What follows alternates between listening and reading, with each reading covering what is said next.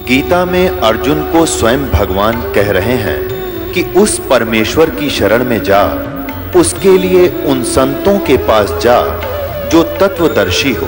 इसी प्रकार हजरत मोहम्मद को उनका अल्लाह कह रहा है कि कोई और पूर्ण परमात्मा है।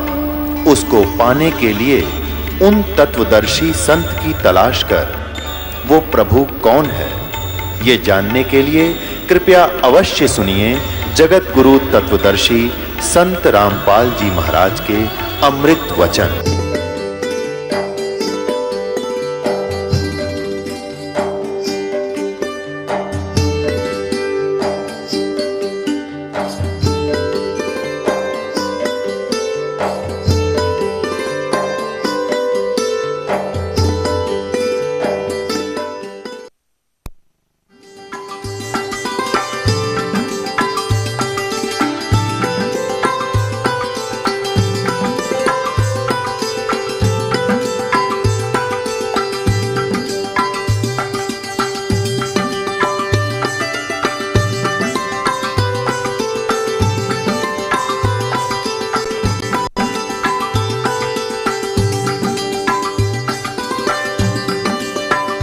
ये एक देखिएगा ब्रह्मांड का चित्र। इसमें ये एक ब्रह्मांड है, इसे पिंड भी कहते हैं, इसे अंड भी कहते हैं।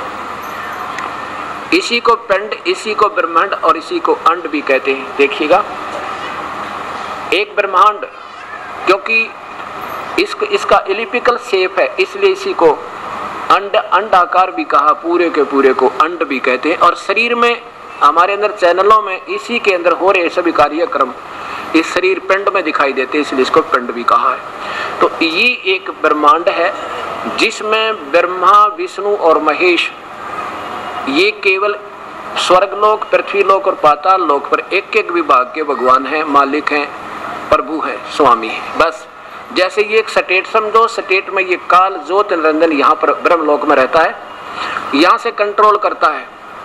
ये तो मुख्यमंत्री समझो और ये तीनों मंत्री इसके एक ब्रह्मांड में। बस ये तो तीनों शाखा हैं, ये पुत्र हैं काल के, जैसे कल प्रमाण दिया था, आपके सामने आया था। अब देखिएगा इस काल के ज्योत निरंजन के 21 ब्रह्मांड हैं। ज्योत निरंजन काल ब्रह्म के लोक 21 ब्रह्मांड का ये लघु चित्र। अब इसमें ये देखिएगा 20 ब्रह्मांड है। एक ब्रह्मांड आपने देखा, वो तो ये समझो, ये कोई सा भी जानो। इन ऐसे 5 ब्रह्मांडों को का एक ग्रुप बनाकर, एक समूह बना करके एक महाब्रह्मांड बना रखा है। ऐसे ऐसे 4 महाब्रह्मांडों में 20 ब्रह्मांडों को रोक कर फिर चारों तरफ से फिर बंद किया हुआ है काल ने। आगे देखो ब्रह्म ने, और ये एक महाब्रह्मांड तुल्य ये स्थान ने स्वयं ले रखा। इसमें नकली सतलोक, नकली अलखलोक और नकली अगमलोक और नकली अनामी लोक की रचना इस काल ने कर रखी है, धोखा देने के लिए। अच्छा, ये तो 21 ब्रह्मांड हुए ब्रह्म के, ज्योत निरंजन के।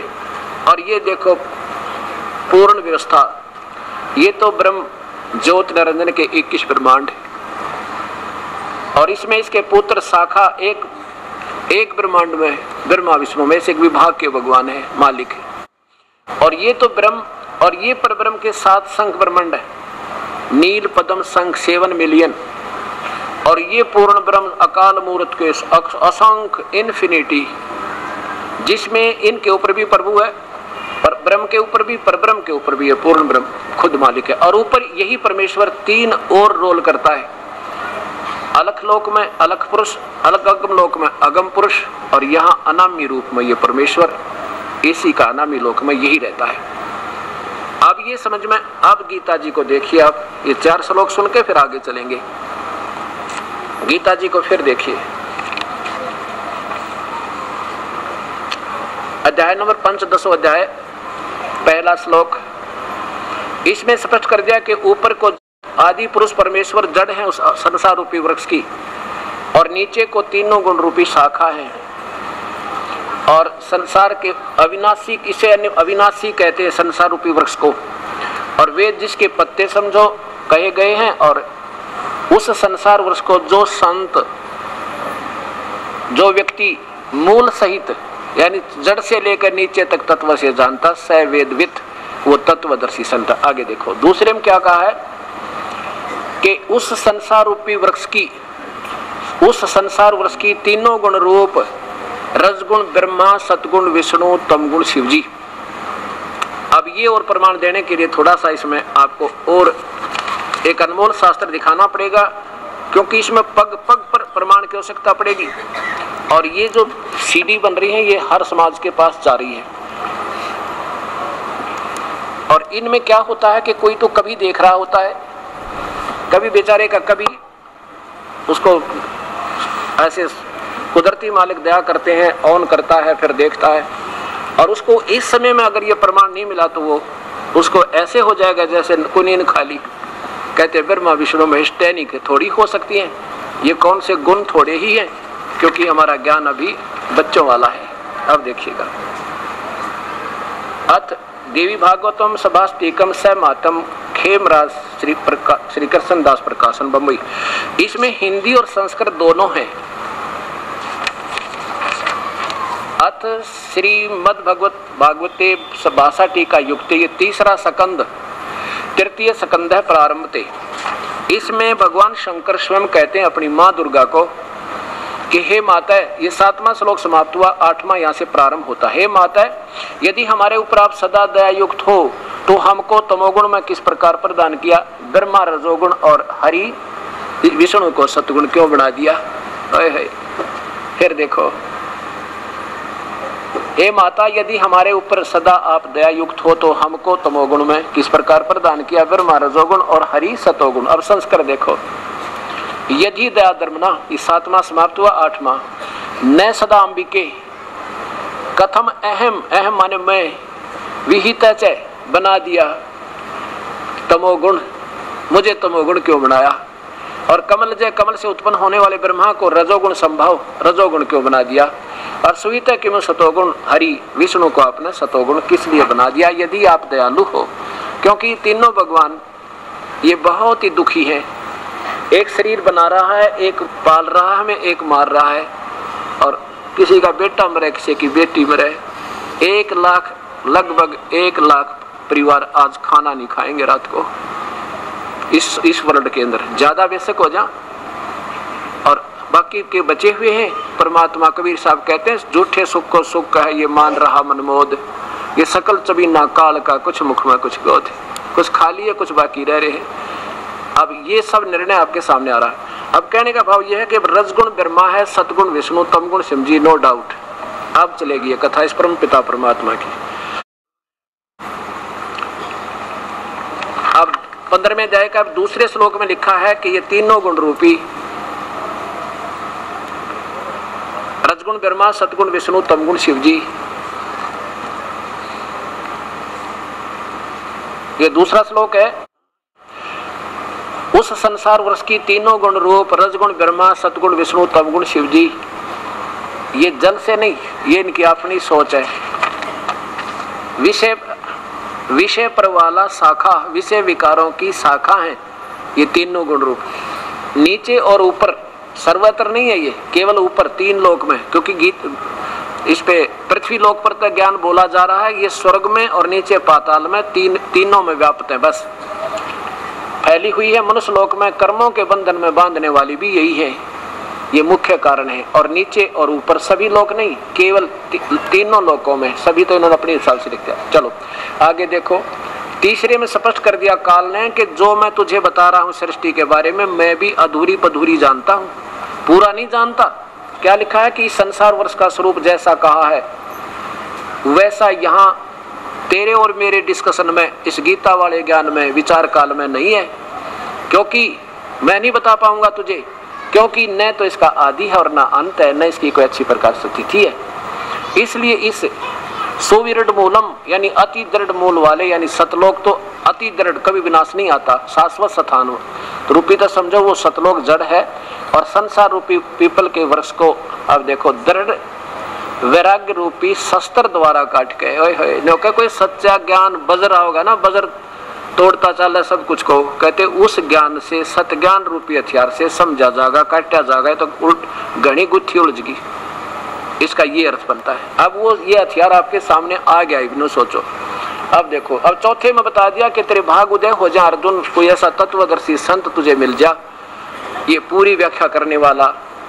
फिर उसके पश्चात उस परम पद रूप परमेश्वर को, ओए होए, उस परम पिता को, पूर्ण ब्रह्म को भली बाती खोजना चाहिए, जिसमें गए हुए साधक फिर लौट के जन्म मरण में नहीं आते, संसार में नहीं आते। और जिस परमेश्वर ने सारे ब्रह्मांडों की रचना की, जिस परमेश्वर से पुरातन संसार वर्ष की प्रवृत्ति विस्तार को प्राप्त हुई है, यानी जिस परमेश्वर ने सारे ब्रह्मांडों की रचना की है, और मैं भी उसी परमात्मा की शरण हूं। ये गीता बोलने वाला भगवान कहता है, मेरा भी सुप्रीम बॉस वही है, मैं भी उसी की शरण हूं, उसी आदि पुरुष नारायण के जो मूल रूपी भगवान है उसकी शरण में, और उस परमात्मा की पूरा निश्चय करके भाई फिर अर्जुन उसकी भक्ति करनी चाहिए, और की नहीं।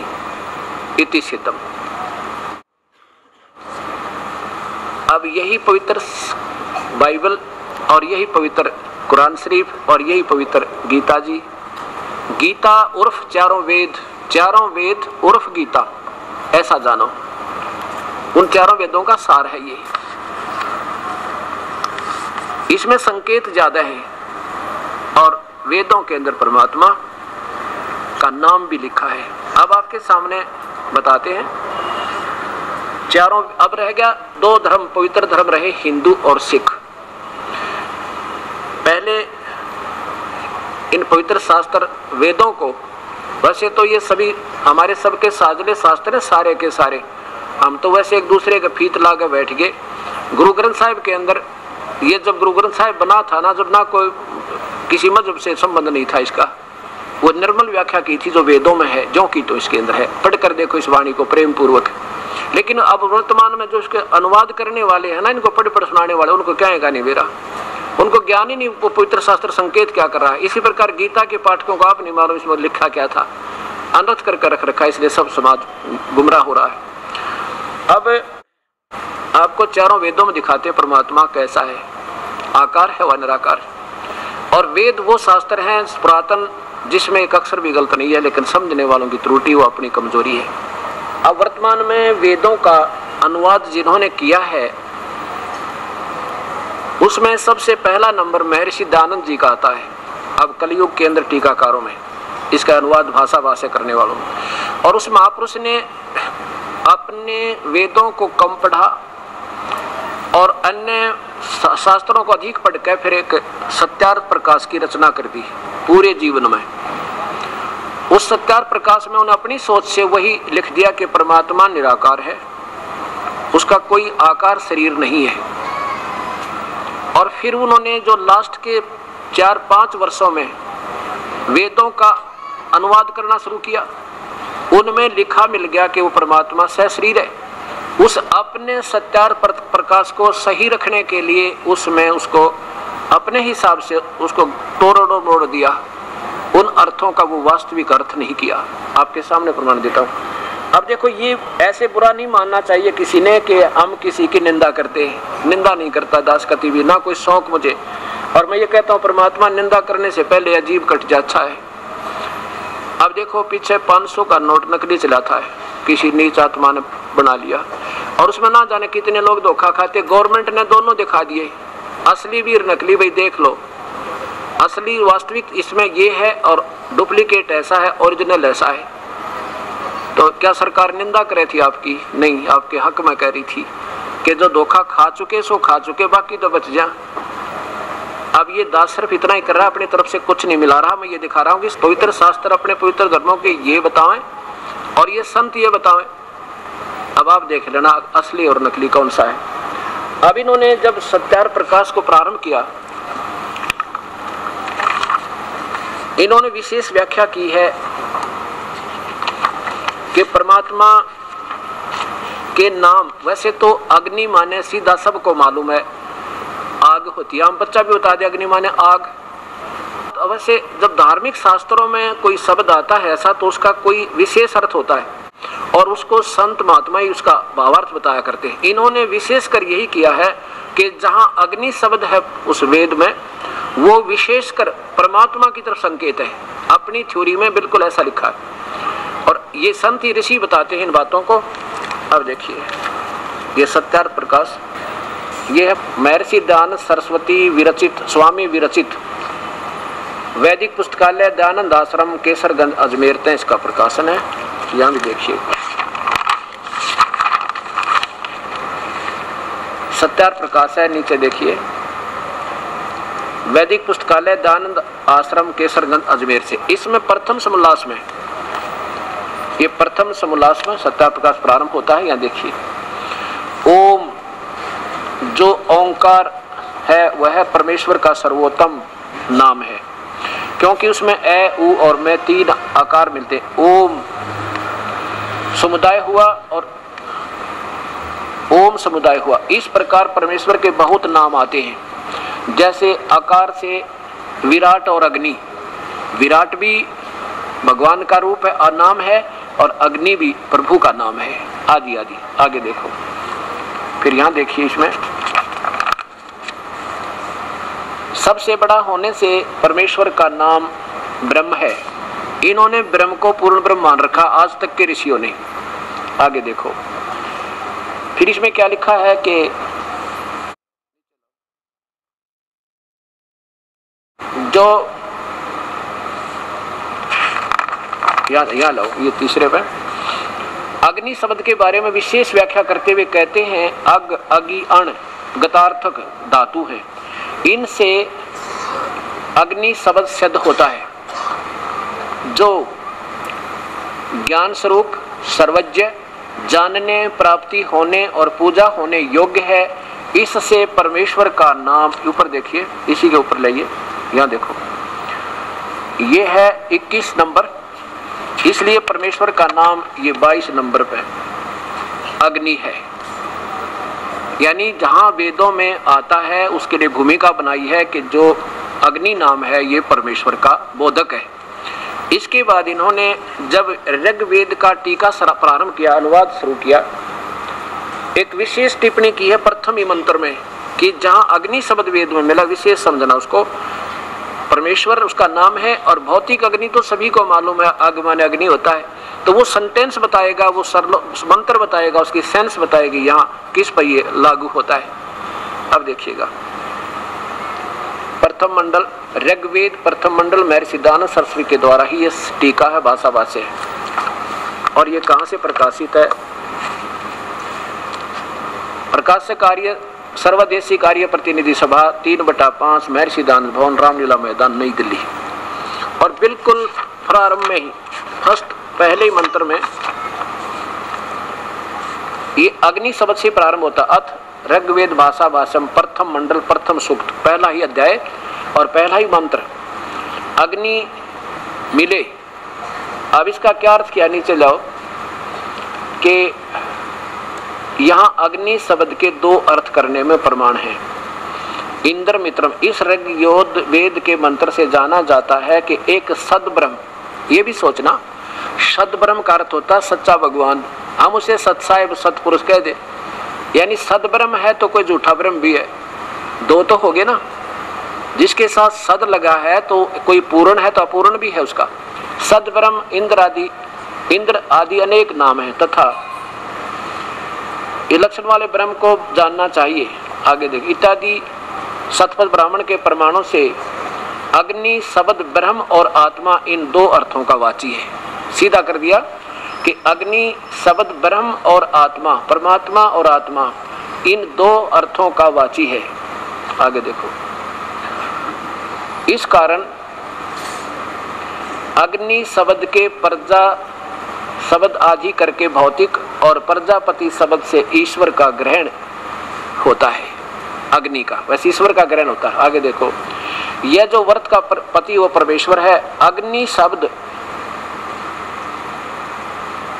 करके यह देखो, इस ऋग्वेद के प्रमाण से ज्ञान वाले तथा सर्वज्ञ प्रकाश करने वाले विशेषण से अग्नि शब्द से करके ईश्वर का ग्रहण होता है। अग्नि माने ईश्वर होता है, ये स्पष्ट कर दिया। और स्वयं भी इसका टीका करते समय महापुरुष ने, ये देखो, अग्नि माने, यहाँ देखिए इधर, अग्नि माने ईश्वर, अग्नि शब्द ईश्वर, अग्नि, यहाँ देखो, अग्नि माने हे परमेश्वर। अब ये देखिए प्रश्न नंबर 5 पे। अग्नि माने ईश्वर। यहाँ देखो, अग्नि माने परमेश्वर। अग्नि अंगिरा से अग्नि माने परमेश्वर। और फिर देखो अग्नि माने परमेश्वर, ना जाने कितनी बार ये हर पृष्ठ पे आगे और नीचे देखो अग्नि माने परमेश्वर। अब फिर देखिए इसके इन्हों की इंस्ट्रक्शन मानकर इन्होंने जो आदेश दिया है, महर्षि जी ने जो संकेत किया है, क्योंकि ये तो आधा ऋग्वेद और एक यजुर्वेद को सरलार्थ करने के बाद इनका देहांत हो गया। उसके बाद आर्य भाषा करने वाले विद्वानों ने इन्हीं के संकेत को मुख्य रखकर और श्याम वेद का सरलार्थ किया। उसमें देखिएगा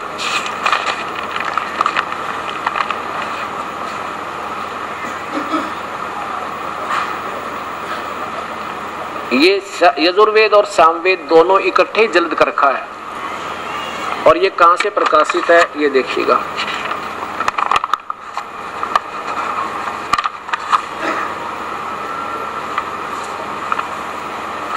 दानंद संस्थान, वेद मंदिर, महात्मा वेद भिक्षुक सेवा आश्रम, मुखमेलपुर, दिल्ली।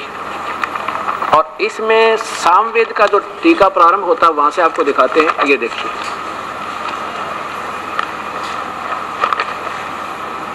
पहले ही श्लोक से प्रारंभ होता, अग्नि माने हे ईश्वर, अग्नि माने हे परमेश्वर, अग्नि माने ईश्वर का, अग्नि माने परमेश्वर, अग्नि माने हे ईश्वर, अग्नि माने हे ईश्वर, अग्नि माने हे परमेश्वर। ढेर सारे प्रमाण आपके सामने। अग्नि माने हे परमेश्वर ईश्वर, अग्नि माने हे ईश्वर, अग्नि माने हे परमेश्वर, अग्नि माने हे परमेश्वर, आदि आदि, अग्नि माने हे परमेश्वर। और भी बहुत से। अब दास ने जब ये देखा, क्योंकि वेदों का सरलार्थ कुछ आंशिक देखना चाहा कि शायद इन पवित्र शास्त्रों में अगर प्रमाण मिल जाए।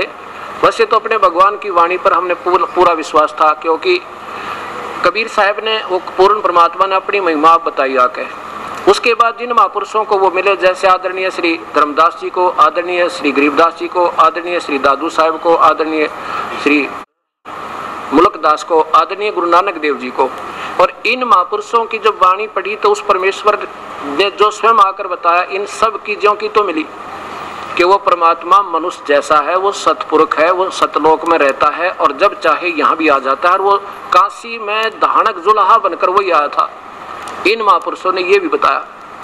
फिर दास ने सोचा कि क्योंकि इसी सत्यार प्रकाश में महर्षि दयानंद ने कबीर परमात्मा की वाणी को और गुरु नानक देव जी की वाणी को मूर्खों की लिख दिया, क्योंकि आम व्यक्ति ने इन महापुरुषों को कदर नहीं दी, क्योंकि हम इन पढ़े लिखे विद्वानों के चक्कर में रह गए और इनको आप ज्ञान नहीं था, तुम कह क्या रहे हो। और जिन्होंने प्रत्यक्ष देखा परमेश्वर को, उनकी हमने सुनी नहीं। अब दास ने एक अर्ज करी, परमात्मा अगर इन पवित्र शास्त्रों में भी ये प्रमाण मिल जाए, आपके ये बच्चे आपको समझ सकते, नहीं तो इनको बहुत अंधेरा कर रखा है। ऐसे फिर देखा इन पवित्र शास्त्रों को उठा उठा के परमात्मा इस अनमोल सरोवर में, अमृत सरोवर के अंदर तो ये सारा खजाना भरा पड़ा था जो पहले इन्होंने आप आके बताया। अब देखिएगा, अग्नि माने परमेश्वर, यजुर्वेद दिखाता हूं उसमें कितना प्रमाण दिया है। अब इस महापुरुष के सामने यजुर्वेद महर्षि दयानंद जी ने अनुवाद किया है इसका पूरा। अब इनके सामने समस्या आ गई कि समाज के पास सत्यार प्रकाश पहुंच गया, 40 साल से पढ़ रहे दुनिया, और अब इस सत्यार इस वेद में अगर लिख दो परमात्मा सह शरीर है तो दुनिया जो है तेरी एक नहीं सुने। अब ये बेचारा फंस गया और फिर इन्होंने अपने हिसाब से को तोड़ मरोड़ने की चेष्टा की। ऐसा लग रहा है, देखिएगा इन्हीं के द्वारा टीका अग्नि शब्द जहां आएगा ये देखिएगा, ये कहां से प्रकाशित है। प्रकाशक है सार्वदेशीय कार्य प्रतिनिधि सभा 2/5 महर्षि दान भवन, रामलीला मैदान, नई दिल्ली। और ये कहां से शुरू होता है,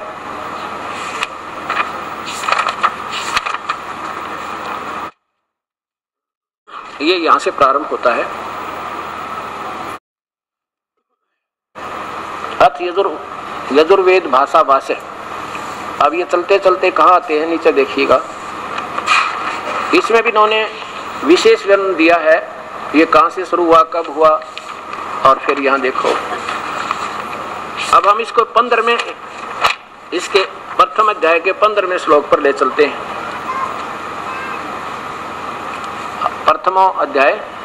प्रथमो अध्याय यजुर्वेद, या देखिए इसमें लिखा है अग्ने तनुरसी। अग्ने माने परमेश्वर, तनु माने सशरीर, असी माने है। परमात्मा सशरीर है। अब ये स्वामी जी यहाँ विचलित हो गए, इन्होंने 10-11 शब्दों का अर्थ छोड़ दिया। ऐसा लग रहा है शायद जानबूझ करके, मैंने तो वेदों को पढ़ा है क्योंकि उन्हें मोटे मोटे पढ़े और ये सामने उस समय नहीं आया, तो इसलिए उन्होंने इन 12 शब्दों का अर्थ त्याग दिया। आप देखिएगा कहीं भी ये ब्रैकेट में अग्नि शब्द, ये ब्रैकेट में संस्कृत है, फिर इनका हिंदी क्या है, कहीं पर भी अग्नि शब्द नहीं है, कहीं पर भी अग्नि शब्द नहीं है, और ना तनु शब्द है, ये संस्कृत ब्रैकेट में है इनकी। अब इनका 11 शब्दों का अर्थ त्याग दिया। अग्नि तनुरसी 3, वाचो विसर्जन, ये देवितो भविष्य हविष्कृत। 124 साल हो गए इसको छपते ना, अभी तक इसको करेक्ट नहीं कर पाए। आगे देखिए, अब इसमें क्योंकि अग्नि माने परमेश्वर, पर ये स्वयं अग्नि माने परमेश्वर इसमें भी लिख रहे हैं, और अग्नि माने परमेश्वर 18 में भी लिखा है इन्होंने, अग्नि माने परमेश्वर। अब ये 5वें अध्याय के प्रथम श्लोक में फिर इकट्ठा 2 बार आएगा, जैसे पवित्र बाइबल में आपने देखा कि परमात्मा ने मनुष्य को अपने जैसा बनाया, परमात्मा ने मनुष्य को अपना ही स्वरूप दिया, और 3 बार लिखा पवित्र। ऐसे ही इस 5वें अध्याय के प्रथम श्लोक में 2 बार इकट्ठा ही लिखा है।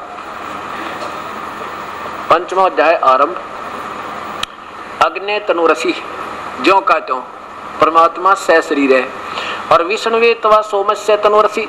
विष्णुवे माने सर्व पालन करता, सर्वव्यापक परमेश्वर स्वयं। सोमस्य माने उस अमर पुरुष का, सतपुरुष का। तनु माने शरीर, असी माने है।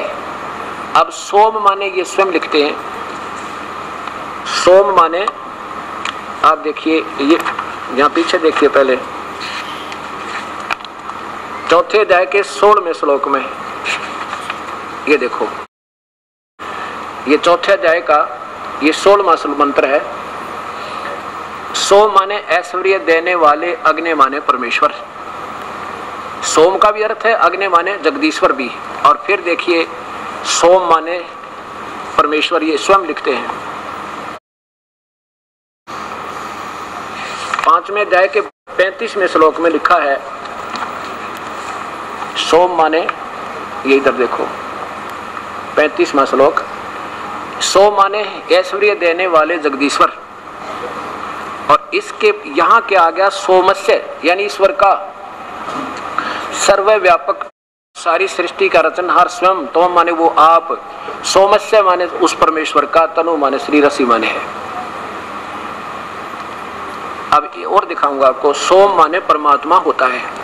ये परमेश्वर के शक्ति बोधक और उपमात्मक शब्द हैं। इसके साथ साथ देखिए, यही इसमें भी सोम माने अर्थ को सैकड़ों बार लिखा है। ऋग्वेद भाषा भाष्य, महर्षि दानव सरस्वती, और ये कहां से प्रकाशित है, सर्वदेशिक आर्य प्रतिनिधि सभा, महर्षि दानव भवन, रामलीला मैदान, फोन नंबर इतना, नई दिल्ली। इसमें कम से कम सैकड़ों स्थानों पर सोम माने परमेश्वर, सोम माने परमेश्वर, जिसकी गिनती नहीं हो सकती। मतलब थोड़ी दिखा दूं, ज्यादा की जरूरत नहीं है। इसमें सैकड़ों के स्थान पर लिखा है सोम माने परमात्मा। नीचे देखो, देखो विराजमान है, ये निराकार भी बताते हैं, विराजमान है तो कहीं बैठा है। आगे देखो, सोम माने परमात्मन। आगे देखो, सोम माने परमात्मा। इसमें कम से कम सैकड़ों स्थानों पर ऐसा लिखा है, सोम माने परमेश्वर, सोम माने परमेश्वर, बिना गिनती के। अब कहने का भाव ये है दास का, कि दास ने तो ये देखा कि मेरे, अगर मैं टीका करूंगा तो कोई नहीं माने, लेकिन ये कहेंगे इसने महापुरुष हो गए, इसे महर्षि, उन्होंने ठीक किया होगा। अब दास ने इन्हीं के टीकाओं को इन्हीं से कंपेयर कर दिया और आपके सामने सत्य आएगी, आपको शंका इतनी नहीं रहेगी। अब क्या है कि परमात्मा सह शरीर है और वो मानव सदृश है, उसका नाम कबीर है। इसी 5वें अध्याय के 32वें श्लोक में आपको दिखाता हूं। और इन्होंने कैसा सरलार्थ किया ये भी देख लीजिए। यही वही यजुर्वेद अध्याय नंबर 5 का, ये महर्षि दयानंद जी द्वारा भाषाभाष्य है। पहला श्लोक देखो, इन्होंने क्या सरलार्थ किया है, वही अग्नि तनुरसी विष्णुवेतवा सोमस्य तनुरसी। ये देखिए, हे मनुष्यों तुम लोग जैसे मैं जो हवि, अग्नि माने यहाँ बिजली लिख दिया, सिर्फ अपनी जो सत्यार प्रकाश को सत रखने के लिए अग्नि माने बिजली प्रसिद्ध रूप अग्नि के तो शरीर बता दिया, शरीर के समान असी माने है। देखो तनु माने शरीर ये स्वयं लिखते हैं, असी माने है, और अग्नि माने अपना परमेश्वर देख ही लिया। अग्नि माने परमेश्वर, तनु माने सह शरीर, असी माने है, दूसरी बात है कोई ना। और विष्णुवेतवा, विष्णु माने उस सर्व पालन करता परमेश्वर का, उस सर्व पालन करता सर्वव्यापक परमात्मा पुरुष। सोम माने अमर पुरुष, उस अमर पुरुष का, सतपुरुष का। तनु माने शरीर, असी माने है। और वो कौन है? अब देखो वेदों को कौन बोल रहा है? ब्रह्म बोल रहा है। स्वयं महर्षि दयानंद कहते हैं कि 4 ऋषियों में एक एक में प्रवेश करके इस काल ने ब्रह्म ने बोले, जैसे गीता श्री कृष्ण में पढ़कर प्रवेश करके बोली।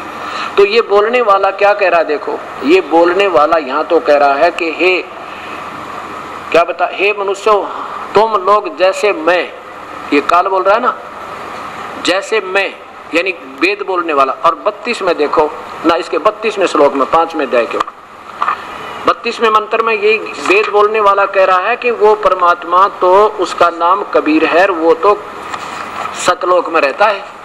ये देखो यजुर्वेद 5वां अध्याय यजुर्वेद, और नीचे देखो ये 32वां मंत्र। उसी गसी वो कबीर, हम उसे कबीर कहने लगे। जैसे पंजाबी में हमारा यह क्षेत्र कुछ पंजाबी फुट ज्यादा है, और इसको बै को हम वै को बै बोलते हैं, वेदों को भी हम वेद कहते हैं। अब ये कबीर है उसी गसी जो जैसे गीता जी के 18वें अध्याय के 62वें श्लोक में कहा ना, उसकी कृपा से परम शांति को प्राप्त होगा। जो परम शांति दायक है वो बोलने वाला भगवान कह रहा है, वेद बोलने वाला वो कबीर अंगारी असी। अंगारी माने पाप कर्मों को काटने वाला, पाप विनाशक, वो कबीर है उसका नाम। और बमभारी, बमभारी माने बंधनों का शत्रु। यहाँ देखो इन्होंने क्या किया, हे जगदीश्वर जिस कारण आप, अब वेद बोलने वाला भगवान कह रहा है ना, किसी दूसरे भगवान की तरफ संकेत है। वहां तो अपने लिए कह रहा था, अब किसी दूसरे के लिए कह रहा है। आप उसी के माने कांतिमान, असी माने है, और अंगारी माने इन्होंने खोटे चलन वाले जीवों के शत्रु रख दिया। क्योंकि इन्होंने सत्यार प्रकाश में किसी ने प्रश्न किया कि क्या वो परमात्मा पाप कर्म काट सकता है? ये कहते नहीं, कभी नहीं काट सकता, वेदों में कहीं प्रमाण नहीं। और वेद बताओ वो पाप काटता है? 25 प्रमाण दूंगा आपको, आने आएगा जब समय उसका सही विवरण चलेगा। अब तो संकेत बता रहा हूं।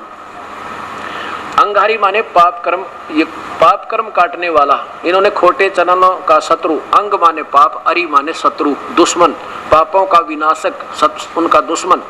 और बमभारी माने बंधन, शत्रु। बमभारी माने बंधनों का, काल के बंधन में हम कर्मों के बंधन में बंध रहे हैं, उन बंधनों को काटने वाला, उनका शत्रु, समाप्त करने वाला वो कौन है? वो कबीर असी। यहाँ देखो कबीर, इन्होंने क्या कर दिया, यहाँ कबीर ऐसे लिख कर अपसर्ग लगा दी, जबकि ऊपर सफर रै लगा है। जब यहाँ कोई रै लगाया है, इसका कोई विशेष तात्पर्य जरूर होगा, ना तो रै लगाने की यहाँ जरूरत क्या थी, यहाँ भी कबीर लिख देते सीधे। इन्होंने इसका अर्थ कर दिया कांत परजय। चलो यहाँ अगर लिख देते वो कबीर है, बस सारा झंझट मिट जाता। जैसे कुरान शरीफ में अर्थ कबीर का बड़ा कर दिया, अब कुछ तो अर्थ किसी वाक्य का होगा ही होगा। आगे देखो वो कहाँ रहता है? सतधाम में, सतलोक, रतधामा, सतलोक वाला, सतलोक में रहने वाला, सतधाम युक्त है। सतधाम को, शाश्वत स्थान को, सनातन परम धाम कहो, चाहे सतधाम कहो, चाहे सचखंड कहो, चाहे सतलोक कहो, वो सतलोक में रहता है। और सवर ज्योति वो स्वयं प्रकाशित है, उसका शरीर ही प्रकाशमान है, वो स्वयं उसी के प्रकाश निकल रहा है। वैसे तो इसमें ढेर सारे प्रमाण हैं, कबीर साहब का नाम स्पेशल लिखा है, वो कबीर है, और चारों वेदों में खचाखच नाम बरे हैं, कबीर परमेश्वर है, सारी सृष्टि का रचनहार है, वो कुल मालिक है। अब आपके सामने प्रमाण हुआ। अब 3 पवित्र धर्मों के पवित्र शास्त्र निर्णय हो गया कि परमात्मा सशरीर है, मनुष्य जैसा है, और वो उसका नाम कबीर है। अब ये बाकी रह गया कि जो काशी में आया था जुलाहा बनकर, दानक बनकर, क्या वही है क्या ये? अब ये बात फिर समझ में नहीं आवा, क्योंकि हमने परमात्मा की जो व्याख्या कुछ और सुन रखी है। अब ये भी आवेगी, क्योंकि पिछली कहानी भी हमने सुन के हमारे हृदय में जची है, इसको भी कुछ ज्यादा सुनेंगे तो ये भी समझ में आ जाएगी। अब पवित्र धर्म सिख धर्म की कहानी आपको सुनाते हैं। सिख धर्म के कहते हैं ना, एक हस्ती की पैड़ में सब जीवों की पैड़, और सार शब्द चीने बिना ये दुनिया घाले खेड़। एक हाथी के पैर में सब प्राणियों की पैर की यानी पैर आ जाते हैं, यानी उसमें एक ही को ले लिया हमने, उसके कहानी सुन ली तो सब समावेश हो जाते। ऐसे सबसे पहले सिख धर्म के यानी हाथी यानी सर्वोपरि सबसे श्रेष्ठ महापुरुष गुरु नानक देव जी को ले लेंगे, तो उन्होंने जो कहा फाइनल है, बस वो सबके लिए समावेश यानी सबके लिए स्वीकार्य है। गुरु नानक देव जी कौन थे? गुरु नानक देव जी सतयुग में ये प्यारी आत्मा राजा अम्बरीश थे। होए अब इससे ये भी सिद्ध होगा कि हमारे पूर्वज अलग नहीं है, हम एक पिता के संतान हैं, हम एक ही भगवान के बच्चे हैं। राजा अम्बरीश थे ये, और इतने महापुरुष थे, इतनी साधना की थी भगवान विष्णु की कि दुर्वासा जैसी तोब जो सिद्धि के बड़े महापुरुष माने जाते थे, इस पुण्यात्मा के सामने नाक रगड़ा था। इनकी सद्भक्ति देख करके विष्णु जी की, तो इसके सामने नाक रगड़ा था किसने? दुर्वासा जी ने, जिसके एक वचन से। अब राजा अम्बरीश अपनी सतभक्ति करके जैसा उनको जैसे गुरुदेव मिले ऐसी साधना हम करते रहे। कहाँ पहुंचे? विष्णु लोक में, और विष्णु जी के लोक में अपनी पुण्य कमाई खाकर ये प्यारी आत्मा फिर क्या बने? ये राजा जनक हुए। राजा जनक जो सीता जी के पिताजी कहलाए। और राजा जनक इतनी अच्छी पुण्य आत्मा थी, उन्होंने इतनी अच्छी भक्ति की थी विष्णु जी की कि सुखदेव नाम के एक महापुरुष हुए जो अपनी सिद्धि से तीनों लोकों में उड़कर चले जाते थे। एक दिन भगवान विष्णु ने कहा कि भाई विष्णु जी के लोक में पहुंच गए वो आकाश में उड़कर, तो वहां से उनको रिजेक्ट कर दिया कि तेरा गुरु नहीं है, वापस चाहिए और कोई गुरु बना करके अपनी सद्भक्ति करके कमाई करके फिर यहाँ आ सकते हो। तब विष्णु जी ने कहा था कि राजा जनक को गुरु बनाओ। अब उस समय वो एक बाल ब्रह्मचारी अपने आप को बड़े योगी मान रहे थे, तो मन में बड़ी चिंता हुई कि मैं एक महर्षि और एक गृहस्थी का शीश निभाऊं। बड़ी बात बिगड़ गई। ये लंबी कथा फिर बताऊंगा। आखिर में उसने सबसे सलाह ली, सबने यही कहा, जब भगवान ने सलाह दे दी, नादान तू कहाँ भटक रहा है, चरणों में शीश टेक दे उस महापुरुष के जाके। किसके? राजा जनक के। तो सुखदेव ऋषि ने राजा जनक से उपदेश लिया, और फिर ये प्यारी आत्मा राजा जनक विमान में बैठ कर विष्णु लोक को प्रस्थान किया। अब इस काल का जाल दिखाता हूँ आपको, कितना भयंकर है ये, कैसे धोखा दे इस प्राणी को। अब इस प्यारी आत्मा राजा जनक का विमान एक नरक के साथ से निकलवा दिया, और वहां उस नरक में 12 करोड़ आत्माएं अपना कर्म दंड भोग रही थी। हाहाकार मच रहा था। राजा जनक क्योंकि भक्त आत्मा दयालु होते हैं, उन्होंने कहा भी जो पारखत थे यानी विमान चालक थे साथ में जो लेने आए थे आदर के साथ उनको, उनसे पूछा भी ये कैसी हाहाकार मची है, इस ऊपर के लोकों में भी ऐसा क्यों हाल हो रहा है। उन्होंने बताया कि राजन यहाँ पर एक नरक है और उसमें अपना किए का दंड सब प्राणी भोग रहे। उन्हें कहा मेरा विमान रोको यहीं पे। विमान रोक दिया और कहा कि इन 12 करोड़ आत्माओं को छोड़ दो, छुड़वा दो, कह दो उनको छोड़ दे। अब वो पारखद कहने लगे, वो साथ जाने वाले प्यारी भगवान के दूत कहने लगे, राजन आप यहाँ राजा नहीं हो, यहाँ आपका हुक्म नहीं चलेगा, यहाँ तो धर्मराज का हुक्म चलेगा और उससे बात करनी पड़ेगी। कहने लगे धर्मराज से मेरी बात कराओ। और दूतों ने धर्मराज से टेलीफोन मिलाया नहीं, वहाँ का जो आत्मा का हिस्सा उनसे मेल होता है अंदर, समाधिस्थ होकर हम बात कर सकते हैं, जैसे आजकल मोबाइल फोन है। तो धर्मराज से सारी बात हुई। वो कहने लगा भी उनको कहो यहाँ आ जाएं, ये तो ये इन्होंने कर्म अपने भोगने पड़ेंगे। कहने लगे जी वो जिद पकड़ के नहीं मान रही है। तो धर्मराज आता है और कहने लगा कि राजन आप चलो अपने लोक में, आप चलो मेरे पास, आपका बताऊंगा कितने समय आपने विष्णु लोक में आपका स्वर्ग स्थल है, आप जाइए वहां पर। वो कहने लगे नहीं मैं नहीं जाऊंगा, पहले इनको छोड़ो, मेरे से देखा नहीं जाता इनकी हालत। धर्मराज ने कहा ये प्रभु का अटल नियम है, जो जैसे कर्म करेगा भोगना पड़ेगा, मेरे बस से बाहर है राजन। हाँ एक कारण हो सके, आप अपने कुछ पुण्य दे दो इनको, फिर मैं छोड़ सकता हूँ। तो वो कहने लगा मुझे मंजूर है। राजा जनक ने आधे पुण्य संकल्प कर दिए 12 करोड़ आत्माओं के लिए सारे जीवन की। अब वो 12 करोड़ आत्मा नरक से निकाल के और स्वर्ग भेज दी, और जब तक राजा जनक के द्वारा दिए हुए पुण्य उनके साथ रहेंगे तब तक तो वो स्वर्ग में, और फिर उन्हीं कर्मों को भोगने के लिए फिर नरक में ठोके जाएंगे। ये यहाँ का पक्का नियम है। अब देखो उधर तो वो प्यारी आत्मा आधी खाली कर दी, आधे पुण्य लूट लिए इसके, और फिर वही प्यारी आत्मा राजा जनक गुरु नानक देव जी के रूप में, और फिर श्री कालूराम मेहता खत्री अरोड़ा के घर पर उस प्यारी आत्मा का जन्म हुआ। बचपन से क्योंकि पिछली कसक साधना युगों युगों की अंदर है, प्रभु की तरफ में बेचैन रहते हैं, उनका इस संसार में मन नहीं लगता, जिनके पिछले पुण्य संस्कार अधिक होते हैं। तो उन्होंने क्या किया, बचपन से अपनी कई ऐसे कारनामे दिखाए, अपनी जो है ना परिचय दिया। बहुत लंबी कहानी है, मैं सिर्फ इस संकेत में आता हूँ। इन महापुरुषों के जीवन चरित्र आपने बहुत सुन रखे हैं। ये बचपन में गीता पढ़ा करते थे, गीता, और ब्रजलाल नाम के पांडे ने महापुरुषों को गीता, जैसे पहले हिंदू थे, हिंदू धर्म में गीता को मुख्य रख करके सब जैसा जैसा समझा गुरुओं ने, सब ने ऐसा ही समझ रखा था। तो भगवान श्री कृष्ण को सर्वशक्तिमान सर्वेश्वर मानते थे गुरु नानक देव जी, और इसी को फिर आखिर में आज किसी तो बात कर लो आप, जब तक ये ज्ञान नहीं सुना हो ना हिंदू ने, कहते आप किसके पुजारी हो, भगवान शिव के, और परमात्मा कैसा हो तो निराकार है, वो तो निराकार है, यानी सबकी थ्योरी ऐसी है। तो गुरु नानक देव जी भी, क्योंकि उसमें लिखा कि वो एक ओंकार है, तू ही एक निरंकार है, अब यहाँ तक सीमित थे। और वो उनकी बहन ब्याही हुई थी एक सुल्तानपुर नगर में, तो गुरु नानक देव जी भी वहाँ सुल्तानपुर के नवाब के यहाँ मोदी खाने में नौकरी करा करते थे, नौकरी करते थे, और उनके जीजा जी ने उनकी नौकरी लगवाई थी। गुरु नानक देव जी सुबह सुबह स्नान करने के लिए बेई नदी पर जाते थे प्रतिदिन, और वहाँ बैठकर घंटों ईश्वर चिंतन में अपना मस्त रहते थे। एक दिन वो पूर्ण परमात्मा जब काशी में आए हुए थे, वो सतपुरुष कबीर साहब धाणक के रूप में काम कर रहे थे। अपनी ऐसी प्यारी आत्माओं को वो ढूंढते फिरते हैं।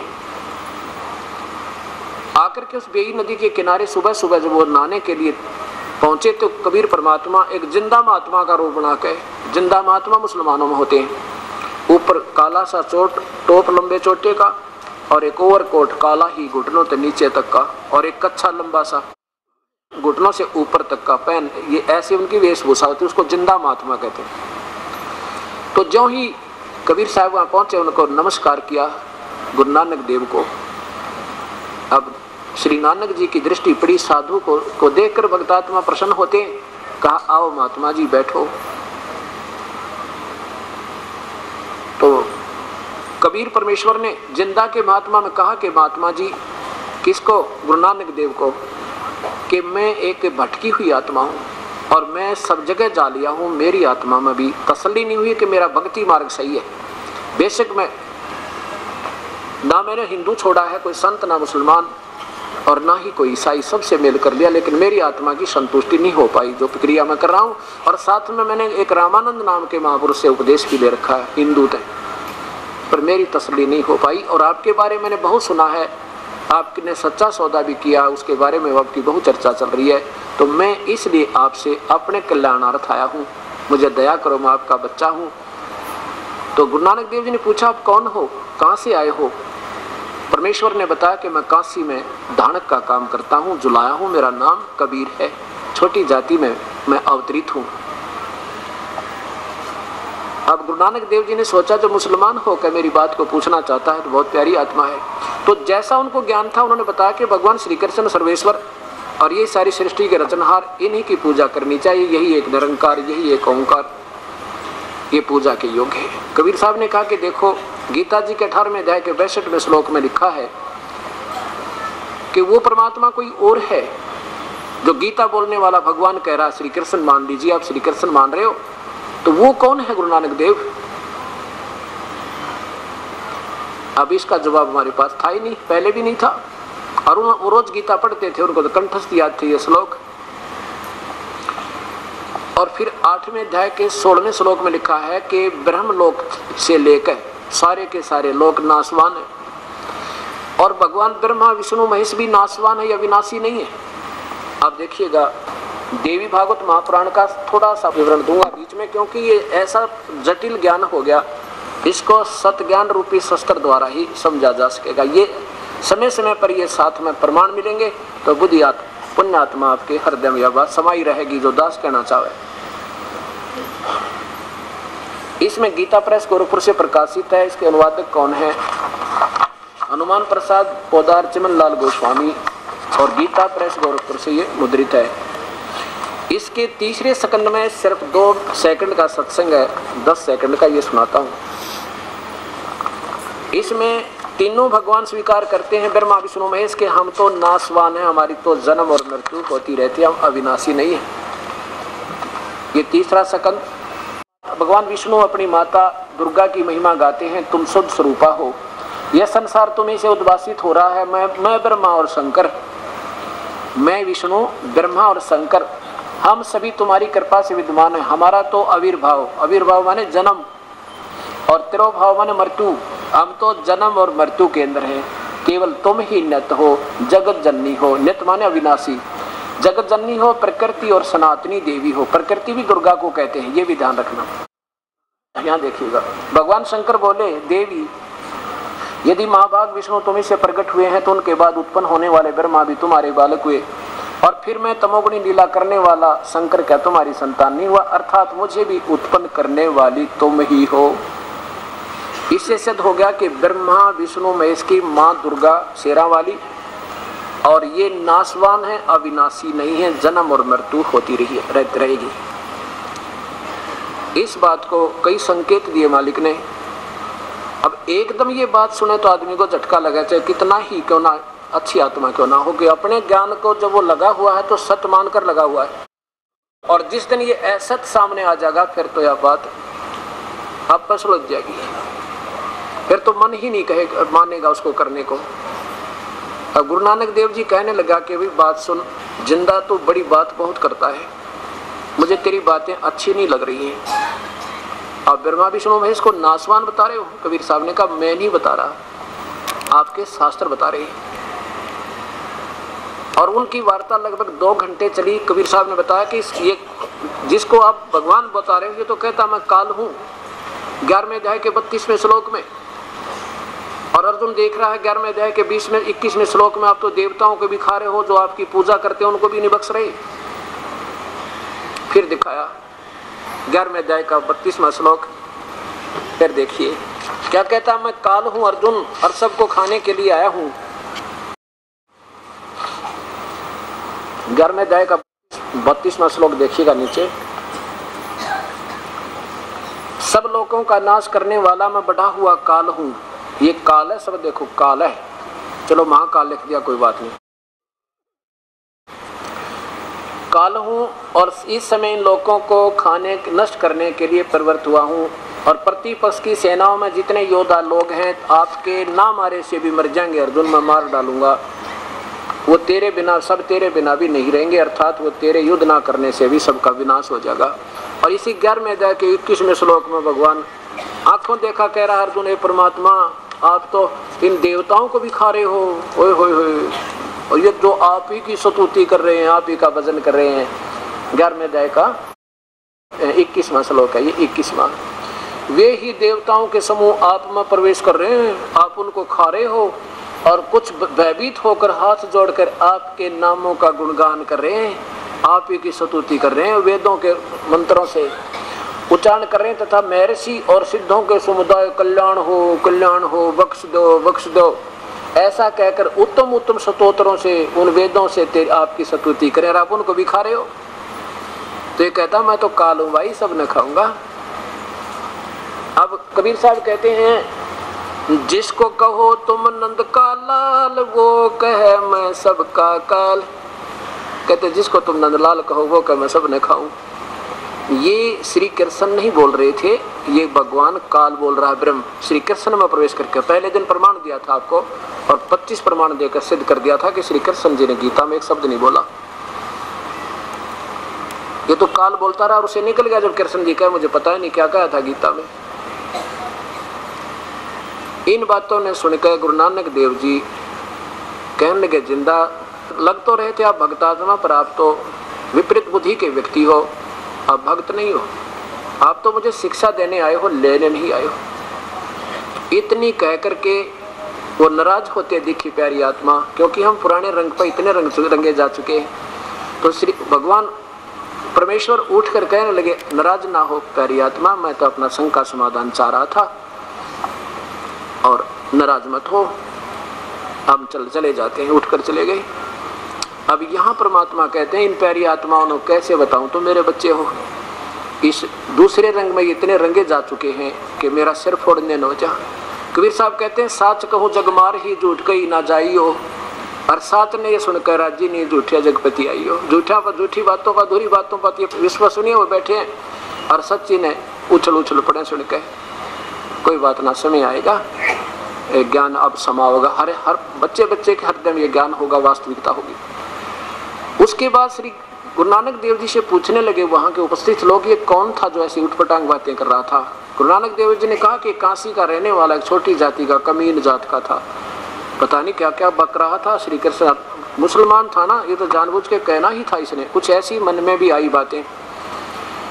अब परंतु अंदर में ये बात समा गई गुरु नानक देव जी के सच्चाई 100% कति सत की सत 100 की 100 है। लेकिन सारी रात नींद नहीं आई इस प्यारी आत्मा ने। सोचा कि उनसे तो बहुत वार्ता करनी चाहिए थी हमने। हम अपने हठ योग हठ धर्म में पढ़ा रहा, हमें सत्ज्ञान होते हुए भी और मन से प्रेरणा करे परमात्मा, हे भगवान, हे रब, एक बार फिर भेजना उस महापुरुष को, अब के मैं उसकी सारी बात सुनूं। ऐसे काफी समय बीत गया। रोज तड़फ करे, रोज प्रार्थना करे। जब कति पक्की चाह होगी ना उनके हृदय में, एक दिन फिर आगे मालिक। उसी समय जब वो बेई नदी पर स्नान कर रहे थे प्यारी आत्मा गुरु नानक देव जी, और एक नौकर उनके कपड़े लिए खड़ा बैठा रहता था, ये ना लूलेंगे तो कपड़े इनको पहना देंगे। उस समय वो परमेश्वर फिर पहुंचे उसी जिंदा वाले रूप में, लेकिन उस दिन केवल गुरु नानक देव जी को नजर आ रहे हैं और किसी को नहीं। और 1 घंटे तक दोनों की वार्ता होती रही और नहाने वाले सोच रहे हैं आज ये गुरु नानक देव जी आप ही आप बोल रहे हैं, क्या बात है। दूसरे कहते हैं भगत आत्मा भाई तो आप कई बार अपने आप ऐसे बोलता रहता है। तब गुरु नानक देव जी ने कहा देखो महात्मा जिंदा तेरी बात मैं दम मानूंगा जब आँखें देखूं रब ने। अब ये तो देखो पिछली बातों तो आपने रिजेक्ट करी दी और सामने मेरा आगे कति नहीं सही नहीं है, और आपकी बात पर विश्वास कैसे करूं, कोई प्रमाण नहीं। अगर आँखा देखूं तो जब मानूं, तो परमात्मा बोले भी आँखा देख तू। आँखा दिखाते हैं आपको। क्या कहा कि वो स्नान कर ले पहले तू, कुछ ऐसा। उन्होंने जो ही स्नान करने के लिए डुबकी लगाई वहां से उनको एड्रेस कर लिया और अब स्ट्रीम में जिधर से पानी आ रहा था उधर ले गए 3 किलोमीटर की दूरी पे नीचे एड्रेस करके। लोगों ने सोचा ये डूब गया। वहां के लोगों ने देखा कि डुबकी लगाई थी, नौकर ने शोर मचाया कि गुरु नानक देव जी डूब गए, पार नहीं आए। नगर में पहुंचे, राजा का सहयोग लिया, गोताखार गोर पहुंचे, उधर जाल डाल कर ढूंढा, लेकिन वो ढूंढ रहे डाउन स्ट्रीम में और वो ले गए अप स्ट्रीम में।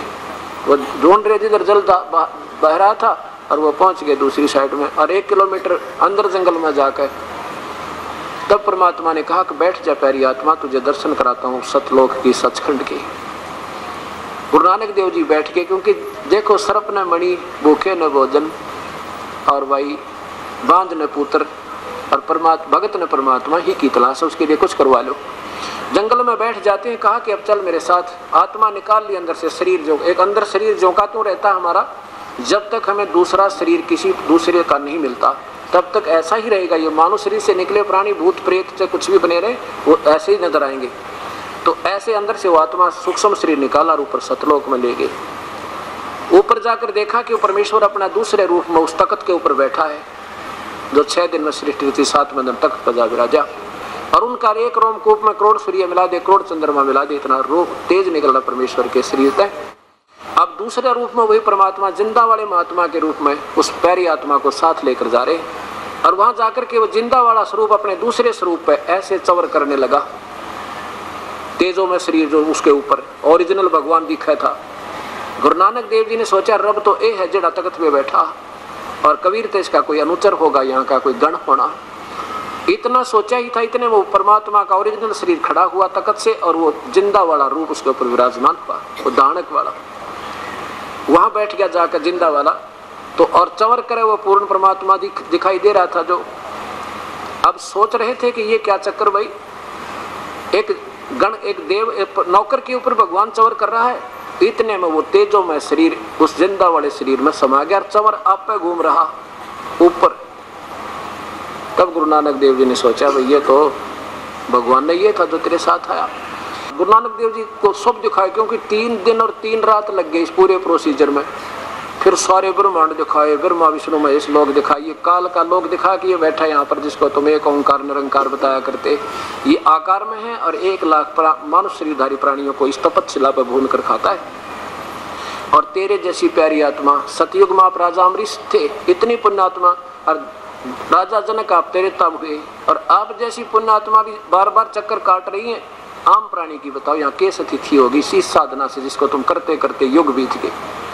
तब गुरु नानक देव जी ने कहा कि मुझे नीचे ना भेजो भगवान, यही रख लो, वो तो बहुत बूढ़ा झंझट है वहां पर। तो तब परमेश्वर ने कहा ऐसे नहीं रख सकते, आपके ऊपर ऋण है उस काल का, युगों युगों का पाप और पुण्य आपके रखे। आप जाकर के ये सच्चा नाम दूंगा, सतनाम तुझे, इस सतनाम के अंदर इतनी कमाई है आपकी, और इससे आपकी कमाई बनेगी। लेकिन यहाँ नहीं दे सकता मैं इसको, मैं वहाँ काशी में सह शरीर वहाँ गया हुआ हूँ, और वहाँ एक दानक का काम करता हूँ जुलाई का, वहाँ आना, और जब तो आपको सतनाम दूंगा, और तब आपकी मुक्ति होगी, जब काल से छुटकारा होगा।